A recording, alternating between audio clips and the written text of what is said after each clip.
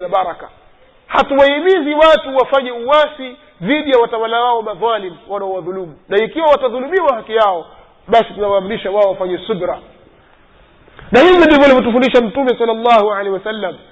Mtume sallallahu alaihi wasallam, kama tutakavyoona katika hadithi ambazo zinatuhusia sisi kushikamana na kuwa watulivu na usikivu katika taa, kuwatii watawala, anatufundisha kwamba tufanye subra hata kama watawala watatupiga kwa dhulma, wakachukua mali zetu wakatunyang'anya, basi tufanye subra na wala tushindane nao.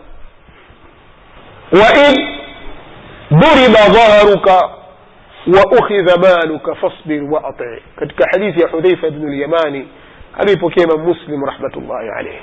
Hata kama utapigwa wewe mgongoni kwako, ukachapwa viboko na ukachukuliwa mali yako, fanya subra na uwe msikivu. Allah tabaraka wa taala atabariki kwako wewe. Kwa hiyo da'wa yetu imesimama katika misingi wa ilmu. Kadhalika da'watuna la tuqirru bilhizbiyyati ad-dayiqati al-madhmuma wala al-madhhabiyyati al-jamida al-haqid 'ala al-ghayr wala bil-'asabiyyati al-jahiliyya. Da'wa yetu sisi haikubaliani na uhizbiyya, yani watu wakajijengea misingi ya mapenzi na kuchukiana kwa vitu fulani kinyume na dini. Watu wakapendana kwa sababu wao kwenye chama kimoja, na wakachukiana kwa sababu wao kwenye vyama tofauti.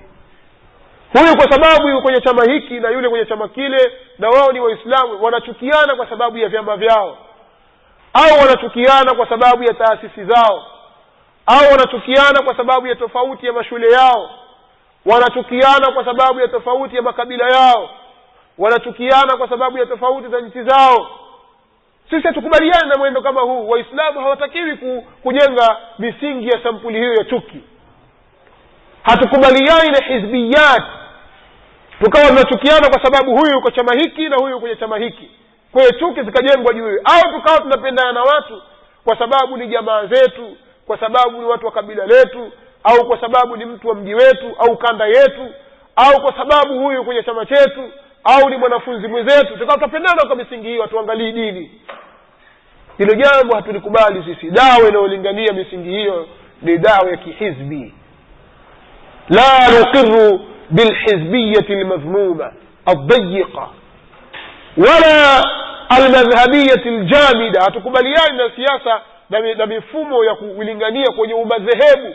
Mimi madhehebu yangu Shafi, wewe Maliki. Lakini jamani, ushahidi ni huu. Mtume sallallahu alaihi wasallam asema kadha, asema sawa, lakini mimi Shafi. Sisi Shafi madhehebu yetu tunaona hivi.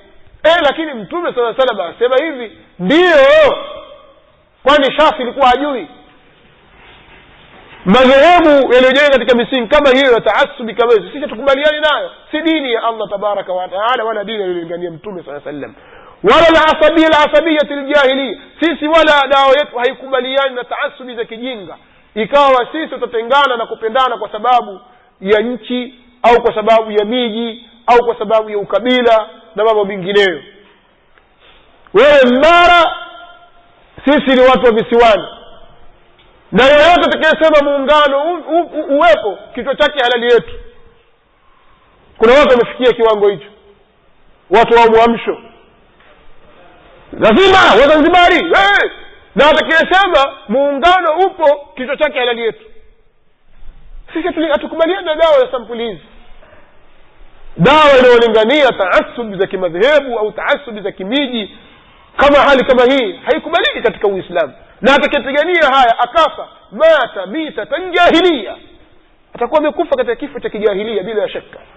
Kwa dawa yetu haikubaliani na taratibu kama hizi. Hizi ni taratibu za kuugawa umma wa Kiislamu. Waislamu wote ni ndugu popote pale walipo, maadamu umeshikamana na kitabu cha Allah na sunna za Mtume sallallahu alaihi wasallam. Kitakachokutugawa sisi ni itikadi. Maadamu wewe umeiacha itikadi ya wema waliotangulia, ujue uko ndani ya uasi, umemuasi Allah tabaraka wa taala, uko ndani ya maasi, na wale unaweza kuingia hata kwenye kufuru. Ndio maana Allah tabaraka wa taala anasema fa in amanu bimithli ma amantum bih faqad ihtadaw wa in tawallaw fa innama hum fi shiqaq. ikiwa wao wataamini mfano wa vile mlivyoamini nyinyi maswahaba, basi wao watakuwa wameongoka, na ikiwa watageuka wakaenda kinyume na hivyo, basi wako ndani ya maasi, watakuwa wako ndani ya maasi. Kwa hiyo hatutakiwi sisi kukhalifu itikadi na mwenendo wa wema waliotutangulia, na mtu atakayekhalifu tutamchukia kwa kadiri ya vile alivyokhalifu. Tutachukiana kwa misingi ya kiitikadi, tutapendana kwa misingi ya kiitikadi na si kwa misingi mingineyo. Misingi mingine yote tutakayofanya kwamba ndiyo misingi ya kimapenzi, basi itakuwa ni mapenzi ya kijahilia, na itakuwa hiyo ni taasub, na hatukubaliani na hilo. kadhalika da'watuna qa'imatun 'ala sunnah bila shamata, dawa yetu imesimama juu ya sunna, lakini bila ya kufanya furaha ya uadui kwa waislamu wengine. Hatufurahiki sisi dhidi ya madhila yanayowasibu waislamu wengine, tunawahurumia. Tunaomba Allah tabaraka wa taala watoke kule walikokuwa, ima katika maasi, katika bid'a au katika shirki, watoke kule waingie katika sunna na mafunzo ya Mtume sallallahu alaihi wasallam. Hatuwalinganie watu waje washike mila za baba zetu. Baba zetu hawakuwa machifu, wala hawakuwa na vyama, wala hawakuwa na madhehebu fulani kwamba tuwalingania watu washike madhehebu ya baba zetu. La, tunawalingania watu warudi kwenye sunna al-mutahhara za Mtume sallallahu alaihi wasallam. Kwa hiyo hatuwezi kufanya shamata na furaha za uadui kwa wale ambao wameteleza wakaingia kwingine kusikokuwa katika haki, bali tunawahurumia na kuwaombea Allah tabaraka wa taala waislamu wote warudi katika haki na washikamane na mafunzo ya Mtume sallallahu alaihi wasallam. Kwa ni da'watun qa'imatun 'ala sunnah bila shamata wala tashni', bali hiya da'watu ijtima'in 'ala al-haqq bila tamyi', lakini ni dawa iliyosimama juu ya haki pasi na kuiyeyusha dawa hii na kuingiza makundi mengine ndani yake. Tamyi' ikawa wewe una haki, lakini haki yako ile ukaifanya yawaingiza hata wasiokuwa na haki wawe wamo, kwa maana ukawa unawashirikisha katika mambo yako watu wa batil. Mtu kwenye bid'a, lakini kwa sababu sisi sote kitu kimoja, la ilaha illa Allah, tushirikiane umoja, tuseme ijtima'u suri kama wanavyoita, mkusanyiko wa kisura tu kidhahiri, lakini ndani kila mmoja moyo wake unatokota dhidi ya mwenzake. Umoja kama huu kwenye Uislamu hautakiwi, haupo. Leo ukimweka hapa mtu anayesimama katika Uislamu safi aliyokuja nao Mtume sallallahu alaihi wasallam, ahlu sunnah wal jamaa, ukimweka hapa na ukamsimamisha hapa Rafidhi Shia,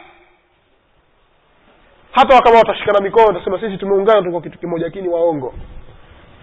Huyu Rafidhi anaona kwamba Abu Bakar na Umar na Uthman ni makafiri. Huyu anaona kwamba hawa ndio watu bora baada ya mitume, hakuna wengine baada ya hawa. Yani hakuna watu bora ulimwenguni baada ya mitume zaidi ya hawa. Angalia vitu vile tofauti. Huyu mwingine anaona kwamba hawa ni katika watu waliolaaniwa kuliko Firauna na Ibilisi. ضدان لا يجتمعان في حين واحد, vinyume viwili havikai pamoja katika wakati mmoja. Huyo anaamini hivi, yule anaamini vile, umoja utakuja vipi? Haiwezekani. Kwa ahli sunna wal jamaa da'wa yao imesimama katika msingi wa sunna na bila shamata, na wamesimama katika msingi wa mkusanyiko na kulingania kwenye umoja, lakini si umoja wa kumuingiza hata asiyekuwemo. Umoja huo katika sura ya umoja wa Kiyahudi ambao Allah tabaraka wa taala ameusema vibaya kwenye Qur'an, tahsabuhum jami'an wa qulubuhum shatta dhalika biannahum qaumun la ya'qilun. Utawadhania wako pamoja na nyoyo zao, na hali ya kuwa nyoyo zao ziko tofauti, nao ni kwa sababu wao ni watu ambao hawafahamu, yani hawana akili.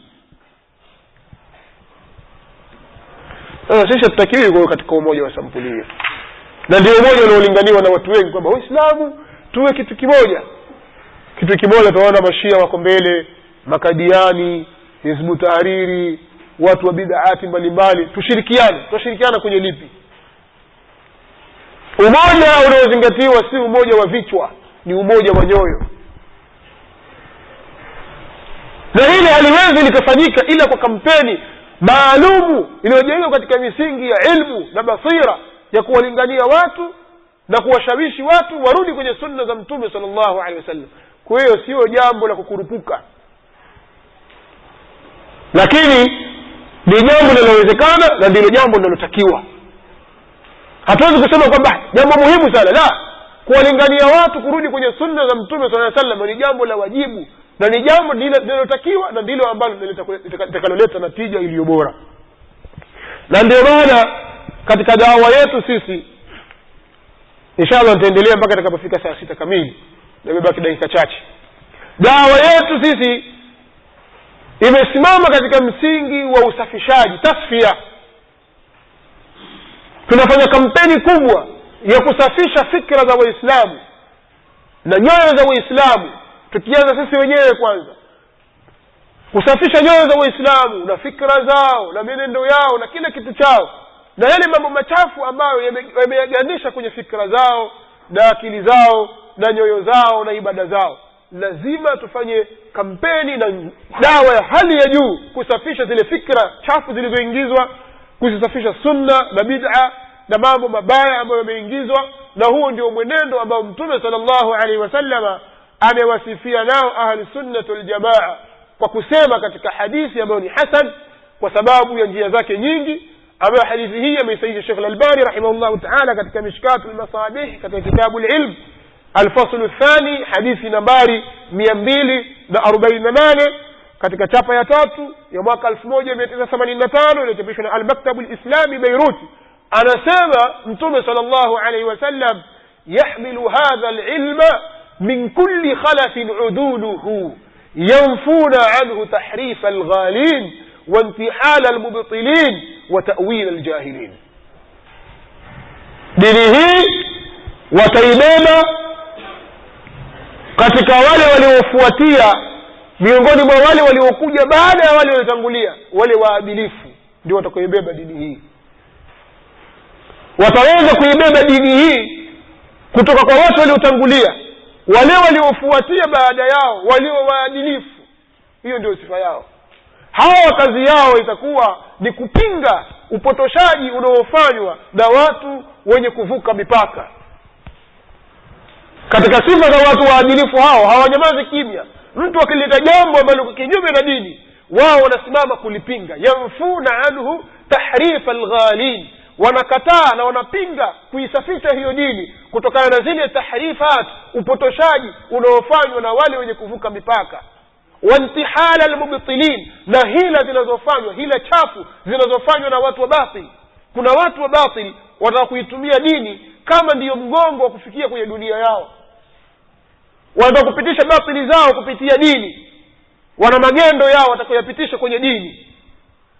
Kwa hiyo watu hawa waadilifu watakaobeba dini hii pia hawaacha nyamazia kimya watu wa sampuli hii, watawila aljahilin. Pia watu hawa wanakuwa kazi yao ni kuwapinga wenye kuleta tafsiri potofu, tawili zile za kijinga za watu wajinga ambao wanafanya upotofu.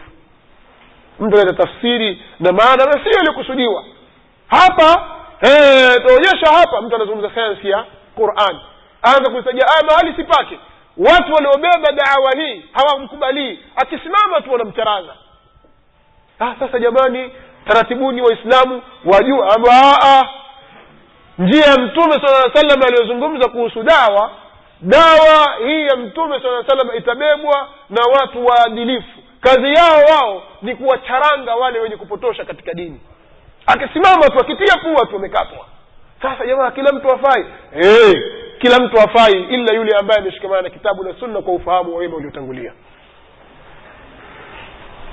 Haya maneno ya Mtume sallallahu alaihi wasallam, lakini sisi hatutaki kuwafanyia kazi. Tutaka kurembana, mtu arembo namna hii. Sasa mashemo tuchanganya. Akizungumza huyu afai, akizungumza huyu afai. Sasa anayefaa nani? Anayefaa ni yule ambaye ameshikamana na njia sahihi ya Mtume sallallahu alaihi wasallam. Na ikawa manhaji yake yeye ni hii, rad ala al-mukhalif, tasfiya. Lazima tasfiya ifanyike. Udanganyifu ni mwingi sana katika dini, fikra chafu ni nyingi sana. Sasa ni lazima tasfiya ifanyike. Dawa yetu imesimama katika misingi ya tasfiya. Hakuna kuleana kwamba maadamu wewe uko kwenye msimamo huo na huyu kwenye msimamo huu, basi kila mmoja aangalie msimamo wake, lakini tushirikiane. La, tunasema la, maadamu tutakhtalifiana katika misingi ya dini hatuwezi kushirikiana. Ni lazima tubainishe kwamba hii ni dhalala na huyu ni dhal. ndio maana Mtume صلى الله عليه وسلم akasema yahmilu hadha alilma min kulli khalafin uduluhu yanfuna anhu tahrif alghalin wa intihal almubtilin wa ta'wil aljahilin. hadithi hii ni hadithun adhim, wameipokea wanawachuoni wengi katika wanawachuoni wa Kiislamu kama vile al-Imam. Nimefanya takhriji ndefu katika kuelezea hadithi hii, lakini maimamu mbalimbali wamepokea hadithi hii kutoka kwa masahaba kama vile Abu Huraira, Abu Umama, Ibn Mas'ud, Ibn Abbas, Muadh bin Jabal, Ali bin Abi Talib, Anas bin Malik, na pia imekuja kwa njia ambayo ni mursal ya Ibrahim ibn Abdurrahman al-Udhri rahmatullahi alayhi. katika hadithi ya Abu Huraira amepokea al-Imam at-Tabarani katika Musnad ash-Shamiyin hadithi nambari 599. kadhalika amepokea Ibn Adi katika al-Kamil juzu ya kwanza ukurasa wa 248, na hal kadhalika amepokea al-Imam al-Bazzar katika Kashf al-Astar na al-Uqayli katika ad-Du'afa. kadhalika Ibn Abd al-Barr ameitaja katika at-Tamhid.